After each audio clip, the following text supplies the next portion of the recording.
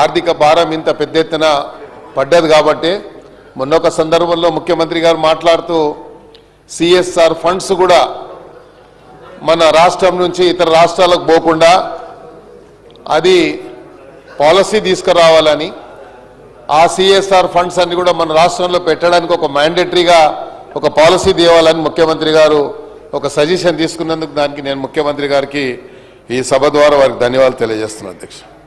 అయితే ఈరోజు మనం చూస్తున్నట్టయితే అధ్యక్ష ఇతర రాష్ట్రాల నుంచి మనకు వచ్చేటువంటి మన సెంట్రల్ గవర్నమెంట్ కానీ వేరే కంపెనీలు రిలయన్స్ కానీ ఈరోజు పెట్రోల్ విషయంలో ధరలు పెంచిన విషయంలో కానీ మిత్రులు పయాల శంకర్ గారు మాట్లాడుతూ ఢిల్లీలో ఎన్నికలు లేకపోయినా ఈరోజు ఈ పర్సెంటేజ్ ఉంది, గుజరాత్లో ఈ పర్సెంటేజ్ ఉంది, ఇతర రాష్ట్రాల్లో ఇలా ఉంది. ఈరోజు రాష్ట్రంలో ఉన్నటువంటి రైతుల మీద ఇతర వాళ్ళ మీద ఆర్థిక భారము వేసేటువంటి డీజిల్ వల్ల పెట్రోల్ వల్ల లేకపోతే మత్స్యకారులు ఎవరైతే సముద్ర తీరాన ఉండి వ్యవసాయం వాళ్ళు మత్స్యకారులు ఏవైతే బోట్స్ నడిపించుకుంటారో ట్రావెలర్స్ నడిపించుకుంటారో వాళ్ళ మీద ఆర్థిక భారం పడుతుంది అనేది విషయాన్ని వారు చెప్పారు. నేను తమరి ద్వారా ఒకటే రిక్వెస్ట్ చేయదలుచుకున్న అధ్యక్ష మంత్రి గారిని, ఈ రాష్ట్రంలో ఇతర రాష్ట్రాల నుంచి వచ్చేటువంటి ఏదైతే ఉందో ఎవ్రీ ఇయర్ ఒక మానిటరింగ్ సిస్టమ్ మనం పెట్టాల్సిన అవసరం ఉంది అధ్యక్ష.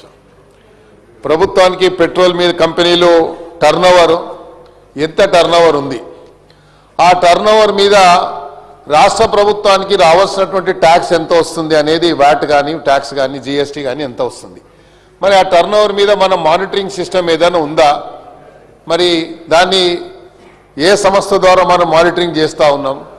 ఇతర రాష్ట్రాల నుంచి ట్యాంకర్లు వస్తాయి, డీజిల్ ఇతర వస్తుంది, మరి దానికి వేబిల్ సిస్టమ్ ఏమైనా ఉందా, ఆ వేబిల్ సిస్టమ్ ఉంటే దానికి మీరు ఏ రకమైనటువంటి మరి వేబిల్స్ ఎలా కలెక్ట్ చేస్తున్నారు, దాంట్లో ఏమన్నా పిల్ఫరేజ్ జరుగుతుందా.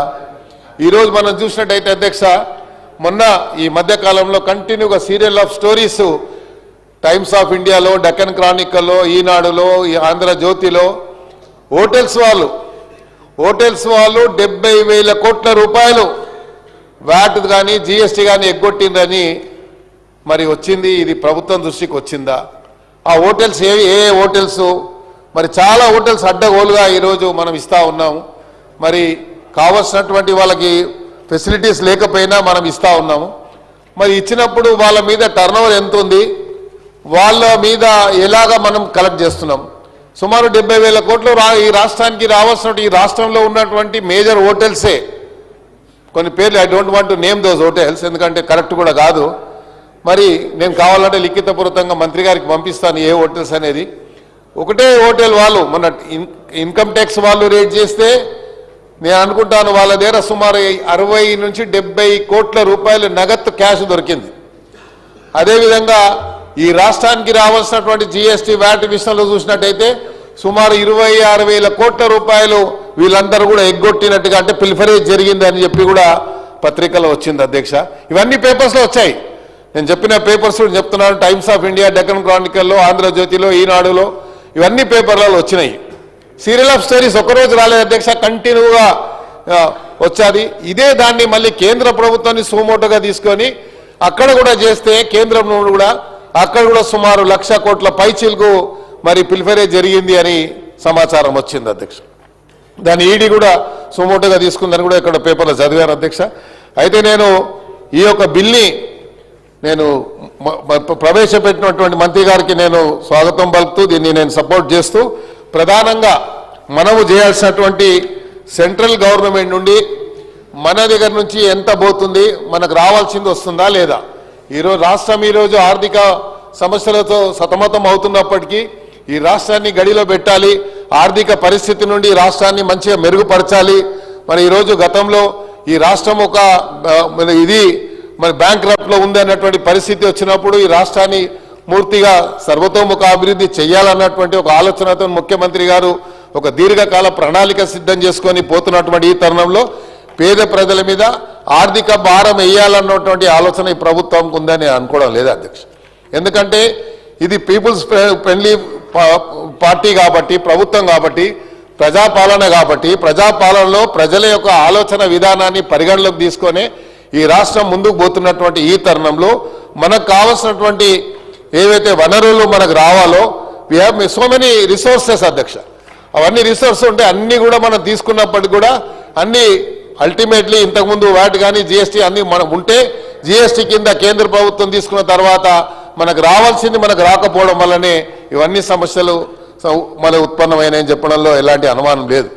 కాబట్టి కేంద్రం నుండి మా బీజేపీ సభ్యులతోనే కోరేది ఒకటే, కేంద్రం నుంచి మనకు రావాల్సింది ఎప్పుడు కూడా ఒక కేంద్ర మంత్రి గారు ఇక్కడ చెప్తా ఉంటారు, మేము ఇంత డబ్బు ఇస్తున్నాం ఇంత చేస్తున్నామని చెప్పారు, గతంలో కూడా మేము ఇంత నిధులు ఇచ్చామని చెప్పారు. కానీ లిఖితపూర్వకంగానే ఎక్కడ కూడా వారు చెప్పడం లేదు. మళ్ళీ ముఖ్యమంత్రి గారు ఎంతసేపు వైట్ పేపర్ పెట్టండి కేంద్ర ప్రభుత్వం ఎంత ఇస్తుందని చెప్పి ముఖ్యమంత్రి గారు చాలా సందర్భాల్లో చెప్పారు, డిబేట్లో పార్టిసిపేట్ చేయండి, డిబేట్లో మీరు వస్తే ఈ రాష్ట్రానికి కేంద్ర ప్రభుత్వం ఏం సాయం చేస్తుందో మేము చెప్తామని చెప్పారు. కానీ ఎక్కడ కూడా వాళ్ళు రాలేరు అధ్యక్ష. అయితే నేను ఎవరో విమర్శించాలని కాదు, ఈ రాష్ట్రానికి కావాల్సినటువంటి సరైనటువంటి ఒక కన్స్ట్రక్టివ్ సజెషన్స్ ఇచ్చేటువంటి బాధ్యత ఈ రోజు ఉన్నటువంటి సభ్యుల మీద ఉంది అధ్యక్ష. గతంలో పురుషోత్తమరావు గారు ఒక సజెషన్ ఇచ్చారు, అప్పుడు కమిటీని ఫామ్ చేసిన తర్వాత రాష్ట్రానికి ఆదాయం వచ్చింది. ఆ రోజు నేను కూడా సభలో ఉన్నాను అధ్యక్ష, ఆ రోజు నేను కూడా శాసనసభ్యుడిగా ఈ సభలో ఉన్నాను. అయితే అలాంటి సజెషన్స్ ఎప్పుడే కానీ ప్రభుత్వం ఒక కన్స్ట్రక్టివ్ సజెషన్స్ని ఎక్స్పెక్ట్ చేస్తుంది ఆపోజిషన్ నుంచి. ఈ రాష్ట్ర ప్రభుత్వం కేవలం పేద ప్రజల మీద ఆర్థిక భారం వేయాలని, లేకుంటే పేద ప్రభుత్వం నడ్డి విరగొట్టేటువంటి మరి ప్రయత్నం చేస్తుందని, మరి రాష్ట్రంలో ఏ రాష్ట్రంలో ఎన్నికలు లేనప్పుడు ఈ రాష్ట్రాల్లో మేము ఇంత చేశామని చెప్పారు. కానీ ఈ రాష్ట్రము మరి విభజింపబడిన తర్వాత మరి రాష్ట్రము రెండు విభాగాలు, ఒక ఉమ్మడి రాష్ట్రం నుండి ఒక రాష్ట్రం తెలంగాణ కొత్త రాష్ట్రం ఏర్పడ్డ తర్వాత ఈ రాష్ట్రానికి ఇవ్వాల్సినటువంటి నిధుల విషయంలో కేంద్ర ప్రభుత్వం ఎందుకు ముందుకు రావడం లేదు, ఈ రాష్ట్రానికి మ్యాండేటరీగా రావాల్సినటువంటి నిధులు ఎందుకు రావడం లేదు, ఆ విషయంలో ఎక్కడ మాట్లాడతలేరు. కాబట్టి నేను మంత్రి గారితో కోరేది ఒకటే, ఈరోజు జిఎస్టీ వల్ల ఈ యొక్క వేరే పెట్రోలియం కంపెనీసే కానివ్వండి, లేకుంటే వేరే మన ఎక్సైజ్ ద్వారా వచ్చేటువంటి ట్యాక్స్ కానీ ఇతర ద్వారా వచ్చేటువంటి మన ట్యాక్స్ల విషయంలో కానీ ఈ పిల్ఫరేజ్ని ప్రధానంగా మనం చేయాల్సిన అధ్యక్ష, పిల్ఫరేజ్ని మనం అరికట్టినప్పుడే ఈ రాష్ట్రానికి ఏదైతే గండి కొట్టేటువంటి ప్రమాదం జరుగుతుందో దాని నుండి ఈ రాష్ట్రాన్ని మనం కాపాడుకోగలుగుతాం. పెద్ద ఎత్తున పిల్ఫరేజ్ జరుగుతుంది అధ్యక్ష, చాలా డిపార్ట్మెంట్ చాలా ఈ కంపెనీలో కేవలం మన పెట్రోల్ డీజిల్ మీద ఈరోజు మాట్లాడుతున్నాం. ఓకే, పెట్రోల్ డీజిల్ సమస్య ఈరోజు ఎందుకు వచ్చింది అధ్యక్ష, ఇరాను ఇజ్రాయెల్ యుఎస్ ఈ వార్ వల్ల ఈ సమస్య కొంచెం ఉత్పన్నమైంది. మన ప్రధానమంత్రి గారు పార్లమెంట్లో స్టేట్మెంట్ ఇచ్చారు, బట్ దానివల్ల ఏదో రాష్ట్రానికి లాభమైందని నేను అనుకోవడం లేదు అధ్యక్ష. ఒక స్టేట్మెంట్ వల్ల వచ్చిందని కాదు, ఈ రాష్ట్రాలకు మేము ఇంత ప్రొడక్షన్ ఉంది, ఇంత ఈరోజు మన దగ్గర స్టాక్ ఉంది, మనం ఆల్రెడీ మనము ఈ పొజిషన్లో ఉన్నామని చెప్పి ఎక్కడ కేటగిరికల్గా రాలేదు అధ్యక్ష ఆ స్టేట్మెంట్లో. సో మేము క్రిటిసైజ్ చేయడం లేదు, కాకపోతే ఈరోజు అందుకనే మన డిపార్ట్మెంట్ మన మంత్రి గారు స్టేట్మెంట్ ఇచ్చారు, ఈ రాష్ట్రంలో పెట్రోల్ కానీ డీజిల్ కానీ ఎక్కడ కూడా కొరత లేదు అన్నందుకు నేను వారికి ధన్యవాదాలు తెలియజేస్తాను. ముఖ్యమంత్రి గారు చెప్పారు, మా సిపి హైదరాబాద్ కూడా చెప్పారు, మాకు మిగతా అధికారులు కూడా చెప్పారు అధ్యక్ష. అయితే మన రాష్ట్రానికి కావాల్సినటువంటి ఒక కన్ఫ్యూజన్ క్రియేట్ చేశారు. ఎందుకు ఈ రాష్ట్రంలో పెట్రోల్ కొరత ఉంది, డీజిల్ కొరత ఉందంటే అందుకనే చాలామంది ఏం చేస్తున్నారంటే స్టాండ్ బై పెట్టుకోవాలని పెట్రోల్ ఎంతైతే అవసరం ఉందో అంతకంటే ఎక్కువ కూడా ట్యాంకర్ మన క్యాన్సర్లో నింపుకొని పోయి పెట్టుకుంటున్నారు. దానివల్ల కూడా ఏదైనా ప్రమాదం జరిగేటువంటి ప్రమాదం ఉంది. కాబట్టి మన ఒక కేటగిరికల్ అష్యూరెన్స్ మంత్రి గారు ఈ సందర్భంగా ఇవ్వాలి, ఎందుకంటే ప్రజలకు ఒక కాన్ఫిడెన్స్ మనం ఎంఫసైజ్ చేయాల్సిన అవసరం ఉంది అధ్యక్ష. కాబట్టి ప్రజలకు ఒక కాన్ఫిడెన్స్ ఎంప్లాయ్ చేయడానికి ఒక స్టేట్మెంట్ వారు ఇవ్వాలని నేను కోరుతా ఉన్నాను. అదేవిధంగా మీరు చూసినట్టు అధ్యక్ష, మనము ఏవైతే వేబిల్స్ నేను చెప్పాను, ఇతర రాష్ట్రాల నుంచి వచ్చేటువంటి ట్యాంకర్స్కి వేబిల్స్ మనం ఎక్కడెక్కడ ఉన్నాయి, ఏ రాష్ట్రాల నుంచి మనకు వస్తూ ఉన్నాయి దాని మీద ఒకటి. అదేవిధంగా ఎవ్రీ ఇయర్ ఒక మానిటరింగ్ సిస్టమ్ని మనము పెట్టాల్సిన అవసరం ఉంది అధ్యక్ష. ప్రభుత్వానికి పెట్రోలియం కంపెనీలు ఏదైతే టర్నోవర్ ఉందో ఆ టర్నోవర్ మీద మనము మానిటరింగ్ చేస్తున్నామా లేదా, ఎంత టర్నోవర్ ఉంది, ఎంత ట్యాక్స్ ఎంత జిఎస్టీ మనకు వస్తుంది అనే విషయాన్ని కూడా మరి దాని మీద చూడాలని చెప్పి కూడా ఈ సందర్భంగా నేను మంత్రి గారిని కోరుతూ, ప్రధానంగా ఈ యొక్క వ్యాట్ అదేవిధంగా